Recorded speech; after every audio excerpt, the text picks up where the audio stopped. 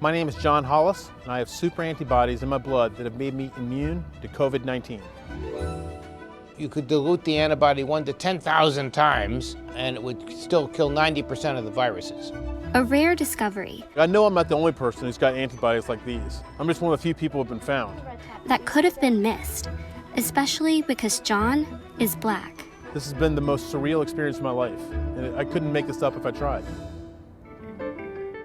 The first week of April, my housemate became sick, very sick, with I knew was COVID-19. So those first 2 weeks of April were pretty scary.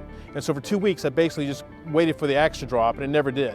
And so I kind of just assumed at that point I'd gotten lucky and dodged the bullet and did not somehow get the virus. What John didn't know is that he'd already been infected with COVID and beat it. It wasn't until later, in July, that I found out that not only had I contracted the virus in late March, but that I had the super antibodies in my blood that made me permanently immune. John's antibodies were only discovered after he happened to mention his brush with COVID to Dr. Lance Leota. We collected his blood at different points in time, and now it's a gold mine to study different ways of attacking the virus.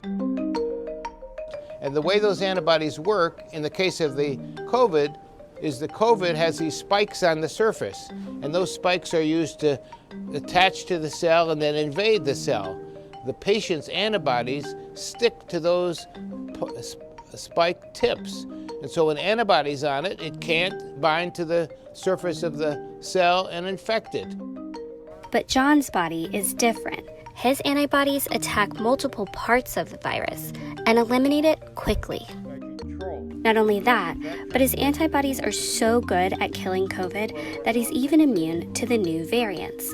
Scientists hope that super antibodies can teach them how to make better vaccines and treatments for COVID. But this discovery could have been missed because African Americans are far less likely to participate in scientific studies than their white counterparts.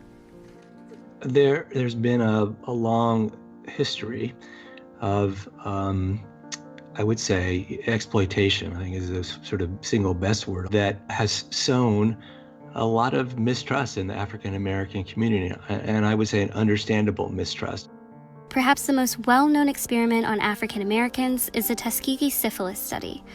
For more than 40 years, scientists sponsored by the U.S. government studied Black men in Alabama who had syphilis without providing treatment. Maybe most notably, over the course of the years that the study was undertaken, antibiotics were discovered and became widely available. So they were lied to in terms of their recruitment, they were lied to in terms of what was being done to them during the course of the study, and then they were denied care in the name of the research over as many years as the study continued. That history can help to explain why those hit hardest by the virus are sometimes reluctant to participate in studies or get the vaccine.